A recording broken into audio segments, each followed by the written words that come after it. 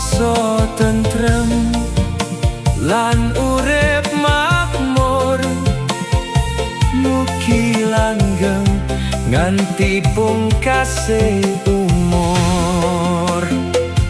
Duh Gusti Pangeran kang Maha Agung, sesembahan kawula ingkang sinungkung, sujud manembah ing saben wektu, nyuwun berkah tansah ngancani laku.